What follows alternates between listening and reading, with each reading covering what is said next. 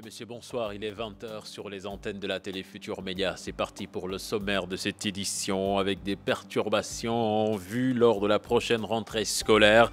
Le CELS annonce son préavis de grève pour le jour même de l'ouverture des classes. Le syndicat des enseignants libres du Sénégal veut contraindre le gouvernement à engager un véritable dialogue social.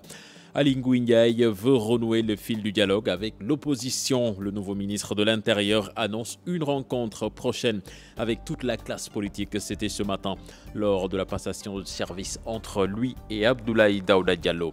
Va-t-on s'acheminer vers une invalidation du bureau de l'Assemblée nationale? Une idée qui traverse l'esprit de certains parlementaires suite au non-respect de la parité dans l'élection des vice-présidents. Moustapha Guirassy et compagnie vont décider ce mardi de saisir ou non le Conseil constitutionnel. Les évêques prêts au combat dans la lutte contre la pauvreté. Les membres du réseau Caritas souhaitent l'apport des autorités publiques et autres communautés religieuses. On en parle dans l'invité du 20 h. Mahmoudou Ibra Kane reçoit Albert Machika, secrétaire exécutif et régional de Caritas Africa. Voilà le sommaire de cette édition. Dans quelques instants, le développement.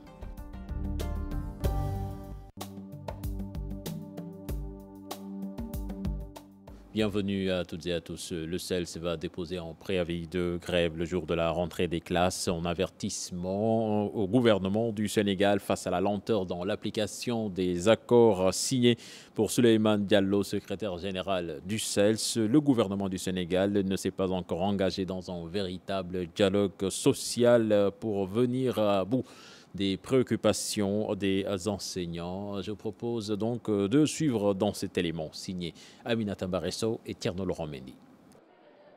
Après quelques mois d'accalmie, les syndicats de l'enseignement élémentaire se signalent à nouveau.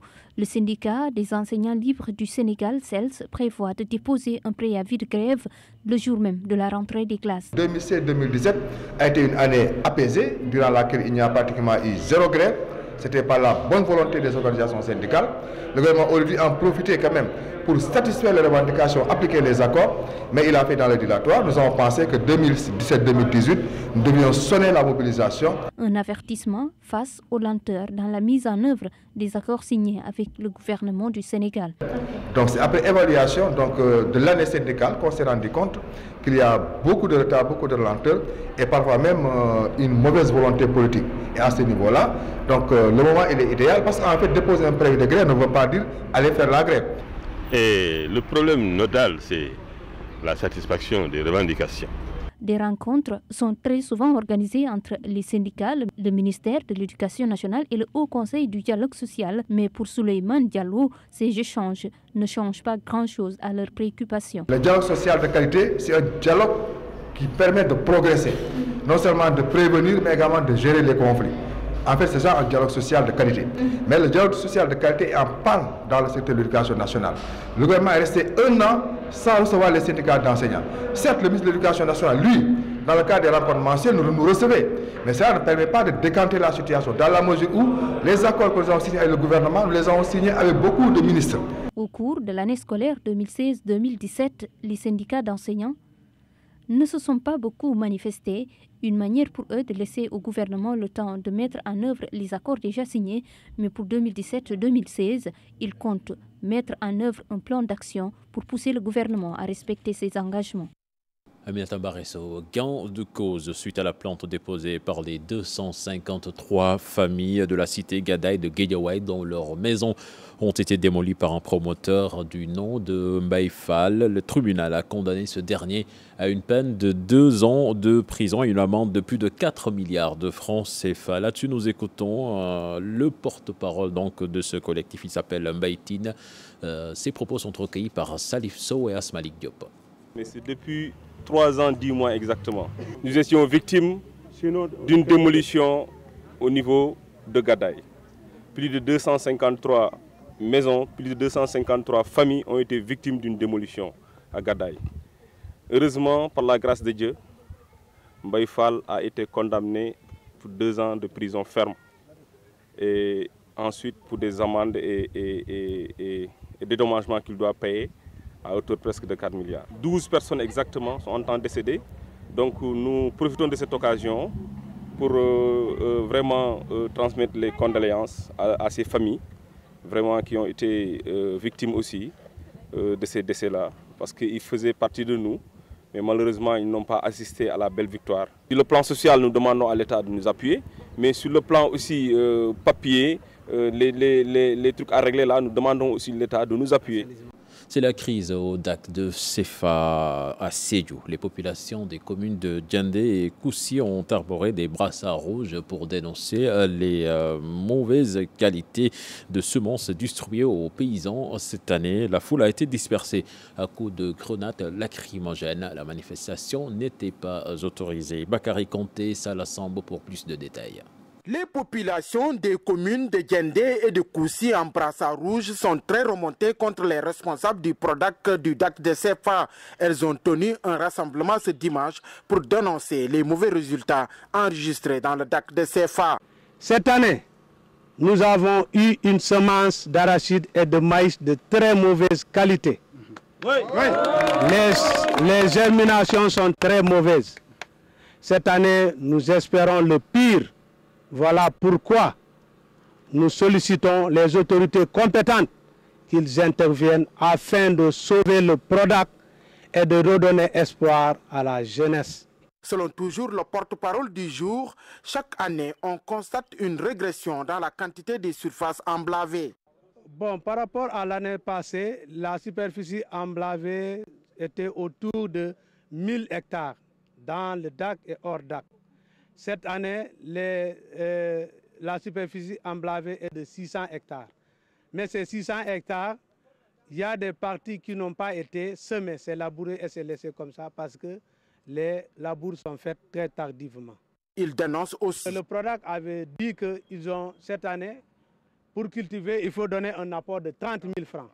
Les producteurs ont donné l'apport. Ils ont dit qu'ils vont payer un assureur. Donc nous pensons qu'ils ont trouvé un assureur. S'ils sont prêts à respecter les clauses du contrat, normalement l'assureur doit être là pour voir l'état de germination des champs. Ces jeunes déplorent les pertes notées dans les bassins faute d'aliments. Les semences ne sont pas de qualité. L'engrais n'est pas mis à disposition des cultivateurs. Donc c'est tout un tas de problèmes. Et le centre piscicole qui a ouvert depuis décembre 2016, les poissons sont en train de mourir, faute d'aliments. Ce rassemblement non autorisé a été dispersé par des éléments de la brigade de gendarmerie de Sédhiou. Les responsables du PRODAC ont promis de mettre la lumière sur cette affaire. Bakary Conté, une vingtaine de villages du Narang à la frontière entre le Sénégal et la Gambie dont la difficulté, ils n'ont ni eau ni électricité, en plus d'un réseau téléphonique défectueux. Ils l'ont fait savoir au cours d'une conférence de presse. Leur porte-parole que je vous propose d'écouter au micro de Boubacar Diassi. Pour la situation de notre côté sénégalais, le président Macky Sall a pensé notre secteur. Mais jusqu'à présent, ça reste. Parce qu'il reste beaucoup. Parce que l'électricité, on n'a vu que des poteaux. Les poteaux sont installés. Jusqu'à présent, on n'a pas de robinet, on n'a pas de forage. La route n'est pas faite, elle n'est pas goudronnée. L'hôpital n'est pas encore fini. Oui, c'est vraiment acquis un grand retard parce qu'on a débloqué l'argent depuis des années. Bon, je peux dire il y a un an de cela. Mais jusqu'à présent, on n'arrive pas à nous matérialiser l'hôpital. Oui, il n'y a pas le réseau n'est pas stable. Parce que c'est le réseau gambien qui domine de notre côté. Et vraiment, nous aimerions que le gouvernement puisse nous régler dans ce sens, quoi. La libre circulation des biens et des personnes, c'est une problématique que vraiment l'État doit résoudre parce qu'on a des problèmes pour aller en Gambie. Et aussi les Gambiens ont des problèmes pour arriver au Sénégal. Mais surtout, aller vers la Gambie qui est un problème fondamental. Je vais l'annoncer dans les titres. Lutter contre la pauvreté grâce à la politique caritative de l'Église africaine. C'est le souhait des membres du réseau Caritas qui se disent ouverts aux autorités publiques ainsi qu'aux autres communautés religieuses. C'était lors de la cérémonie d'ouverture de la deuxième rencontre des évêques d'Afrique sur la question de la charité. Compte rendu signé Moussa Ngom et Daniel Diouf. Une rencontre de réflexion sur le rôle des évêques dans l'organisation du service de la charité. Après Kinshasa, en 2012, les évêques d'Afrique se réunissent à Dakar. Un colloque pour aborder les problématiques de l'heure, mais surtout pour une meilleure prise en charge des couches défavorisées. Qu'est-ce que nous faisons? Nous faisons ce qu'il vient de dire, la santé, l'éducation, les services sociaux, la justice, la paix, la réconciliation, la bonne entendance, la gouvernance. Et il faut l'organiser, sinon nous allons aller de manière éparpillée.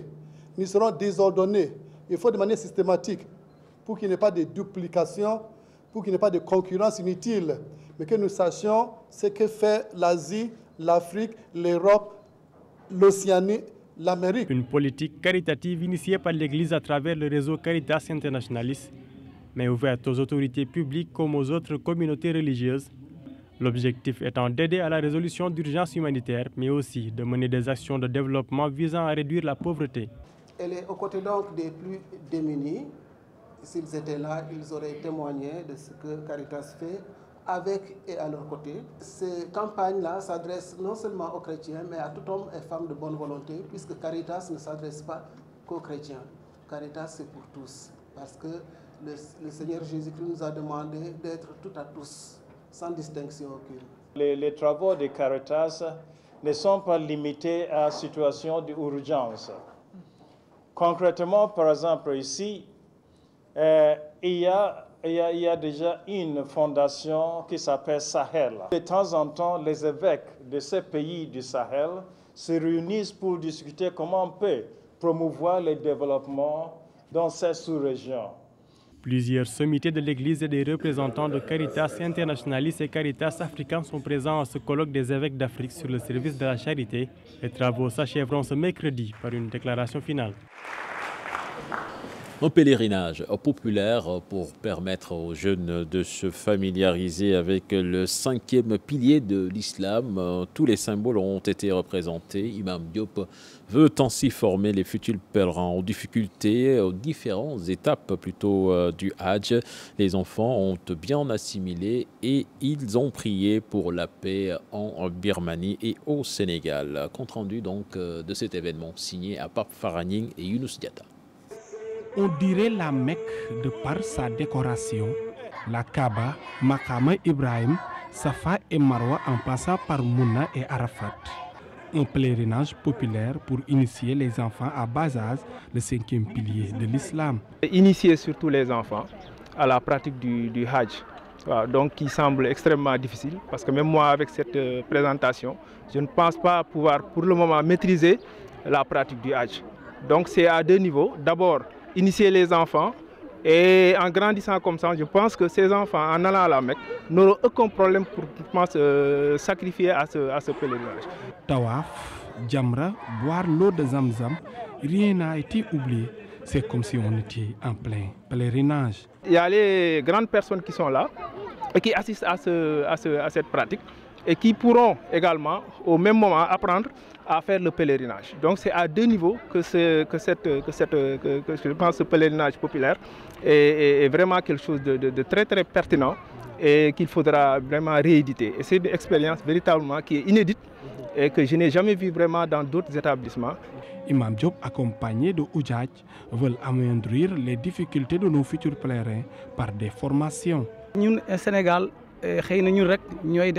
Sénégal, nous ne préparons pas bien le Hajj. Les autres pays préparent les pèlerins 3 ans, voire 4 ans. Car le Hajj est très cher et important pour les musulmans. Les pèlerins ont prié pour la paix en Birmanie, au Sénégal et dans des autres pays musulmans en conflit. Autre aspect de l'actualité, passation de service au ministère de l'Intérieur. Ali Ngouille Ndiaye annonce déjà une rencontre prochaine avec toute la classe politique. Le tout nouveau ministre de l'Intérieur et de la Sécurité publique veut ainsi renouer le fil du dialogue afin de lever toute suspicion pour les échéances à venir. Compte rendu signé Alassane Ba et Pape Sangone Baya. Ali Ngouille Ndiaye définit ses priorités. Il s'agit d'abord de renouer le fil du dialogue avec toute la classe politique. Et c'est dans les jours à venir, objectif, un consensus afin de fermer la page des suspicions pour des échéances acceptées par tous. Pour la présidentielle de 2019, tout est déjà clair dans sa tête. Autre priorité, améliorer et renforcer la sécurité.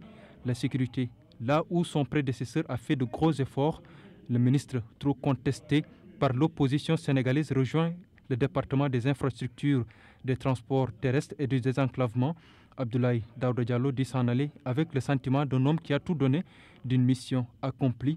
La passation entre les deux ministres s'est déroulée sur cette terrasse du ministère de l'Intérieur, trop étroite pour contenir la masse venue assister à la cérémonie. Une saisine du Conseil constitutionnel pour invalider le bureau de l'Assemblée nationale suite au non-respect de la parité dans l'élection des vice-présidents. C'est une possibilité à laquelle on pourrait assister selon Moustapha Guirassy, le député non inscrit, et certains de ses collègues tiennent ce mardi une réunion pour définir la conduite à tenir. Mambiram Diouf, Abdoulaye Diallo. C'est une situation regrettable, clame-t-il haut et fort. Parce que au niveau de la majorité, nous avons les 7 vice-présidents. Donc là, nous avons respecté la parité jusqu'au niveau de M. Alilo. Le 8e vice-président appartient à la coalition Manko Wattu Sénégal. C'est donc la coalition Manko Wattu Sénégal qui devait envoyer une femme pour que la parité soit respectée et qui, malheureusement, a envoyé un homme. Nous dénonçons vigoureusement d'ailleurs et nous pensons que si la loi était appliquée dans toute sa rigueur, dans les prochains jours, on devrait assister à l'invalidation de ce bureau qui a été monté le jeudi dernier. Pourquoi alors le président de l'Assemblée nationale n'est-il pas intervenu pour ne pas laisser passer cela? Le règlement intérieur de l'Assemblée ne permet pas au président de demander à ce qu'on change telle ou telle personne. Ce que le président peut faire, c'est attirer l'attention de la coalition. La loi numéro 2010-11 du 28 mai 2010 instituant la parité absolue homme-femme violée, Moustapha Guirassy et quelques-uns de ses camarades députés n'excluent pas de saisir le Conseil constitutionnel pour invalider le bureau de l'institution parlementaire. Déjà, il y a une rencontre informelle entre quelques députés des deux mains pour nous prononcer sur cette question. Et nous verrons le recours. De toute manière, les voies, on les connaît. C'est qu'un seul député, d'ailleurs, peut à lui tout seul saisir le Conseil constitutionnel. Mais on verra si on doit y aller en groupe. Je pense qu'il est plus raisonnable, qu'il est plus acceptable de passer par la concertation, par la discussion, par l'échange avec tous les responsables pour corriger cette imperfection. De l'Assemblée nationale, je sais que c'est quelqu'un qui est prêt, qui se bat toujours pour le combat du genre. Le président de la République, pareil. Nous leur faisons un appel pour nous demander, comme le bureau est renouvelé chaque année, pour que l'année prochaine, ce manquement-là soit corrigé. Le respect de la parité en conformité avec la loi reste un plaidoyer fort pour que de telles irrégularités ne se reproduisent plus. Et puis pour le respect de la parité et du protocole additionnel de la CEDEAO, la parlementaire Awa Gueye souhaite que le Sénégal ait le plus de femmes possible dans le bureau du Parlement de la CEDEAO. Je vous propose de l'écouter toujours au micro de Mambiram Diouf. Les députés de la CEDEAO, nous avons 6 députés et là on a dû constater qu'il y a 5 hommes et une seule femme. Maintenant, les 2 autres qui étaient investis, qui étaient titulaires, qui sont M. Lamine Thiam et M.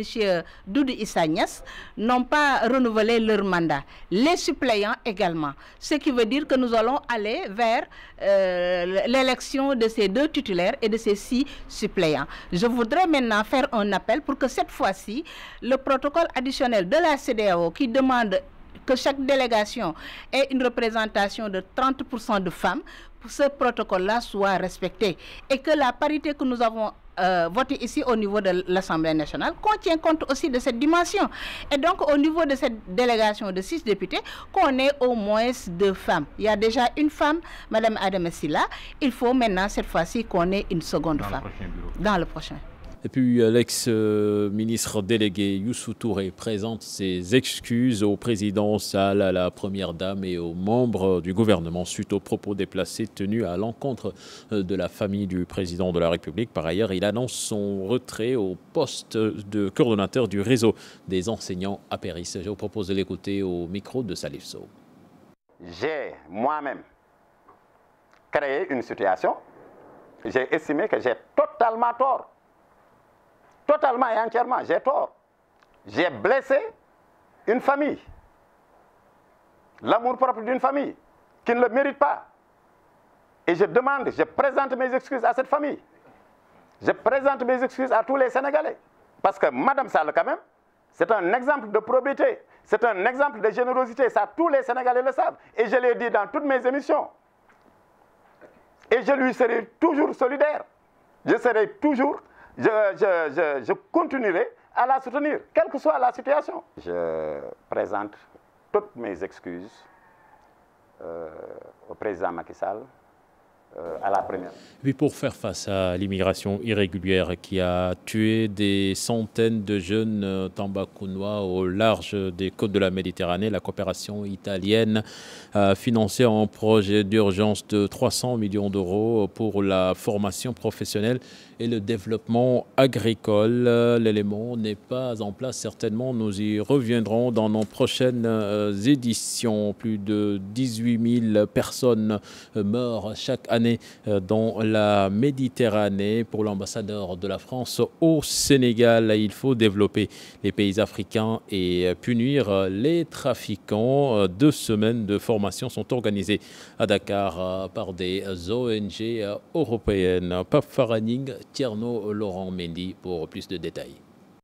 La situation est alarmante. Plus de 18 000 migrants sont morts en mer Méditerranée. Pour stopper ce fléau, une session de formation de 2 semaines d'action organisée par les ONG européennes afin de sensibiliser les populations. Aujourd'hui, 18 000 personnes qui ont mouru dans la Méditerranée depuis 2014. Ça fait quand même un grand concern. Il y a une centaine d'auditeurs qui viennent d'une vingtaine de pays de l'Afrique qui recevront une éducation profonde sur les droits de l'homme. Au moment où 244 millions de personnes ont fui leur pays pour différentes raisons qui inquiètent plus d'un. Nous avons un peu plus de 244 millions de personnes qui ont fui leur pays. Il y a une très forte majorité de personnes qui ont fui leur pays en raison de conflits armés, en raison de catastrophes écologiques. Et donc cette situation est particulièrement inquiétante. Le développement des pays africains, punir sévèrement les trafiquants et favoriser une migration légale sont les solutions pour lutter contre ce phénomène. Alors les solutions, c'est d'abord le développement. Faire en sorte que la croissance est déjà forte dans beaucoup de pays africains, mais il faut qu'elle soit encore plus forte et qu'elle bénéficie à chacun. Ça, c'est la première réponse, mais c'est une réponse sur la durée. Cela prendra du temps. Il faut aussi que chacun affirme sa souveraineté et donc soit en mesure de lutter contre les trafiquants de migrants. Ces trafiquants sont des esclavagistes, ces trafiquants sont des rançonneurs, ces trafiquants sont des meurtriers et il faut lutter contre eux de manière très efficace.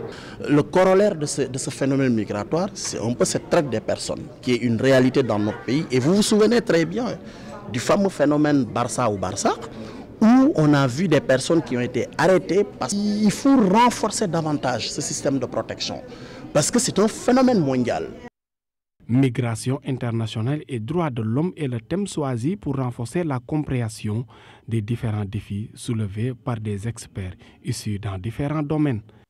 Au mot de sport, avant l'invité du journal, le championnat du Sénégal, Vietnam Vodao a clôturé la saison de cette discipline. C'était ce dimanche au stadium Marius Ndiaye. Les finales ont été disputées pour des places au championnat d'Afrique qui vont se tenir au Mali. Une saison avec beaucoup de difficultés, même si les dirigeants jugent quand même le bilan satisfaisant. Pape Faraning, Younous Diatta.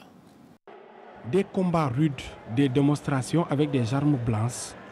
La finale du championnat national de Viet Vodao était très disputée pour des places en championnat d'Afrique. C'est aujourd'hui le jour de la consécration pour ceux qui ont très bien travaillé. Aujourd'hui, c'est les championnats du Sénégal. C'est aujourd'hui que vont se définir les champions du Sénégal pour la saison 2016-2017. Le championnat d'Afrique, c'est du 16 au 18 novembre au Mali. Mais le Sénégal, c'est le moteur, si on peut dire, du Vietnam africain. Donc nous sommes toujours bien classés au niveau africain et au niveau mondial. Donc Inch'Allah, croisons le doigt, je pense que ça se passera bien, Inch'Allah. Une saison avec beaucoup de difficultés, même pour organiser les compétitions. C'était la croix et la bannière. La première difficulté, c'est les moyens. C'est une structure fédérale mise en place pour développer, promouvoir, mais qui n'est pas accompagnée sur le plan. Il y a la rareté des ressources qui font que nous sommes obligés de limiter quand même nos activités. C'est un niveau satisfaisant. Donc nous sommes là depuis ce matin. Donc avec la petite catégorie et là maintenant avec les adultes, et voilà, ça se passe très bien. Ça se passe très bien. C'est un niveau vraiment acceptable. Malgré ces difficultés, les dirigeants jugent le bilan positif. Il y a une amélioration. Chaque année, les tableaux sont de plus en plus fournis. les activités sont de plus en plus nombreuses, ce qui répond à notre mission de promotion. Les régions ont été représentées à la finale du championnat, une occasion pour bien se préparer pour le championnat d'Afrique en novembre au Mali. Faranig, merci. C'était le dernier élément de ce journal. Prochain rendez-vous pour l'information, ce sera à 0h avec le tout en images. Mais en attendant, on vous laisse avec l'invité du 20h présenté par Mamadou Brakan. Mesdames, Messieurs,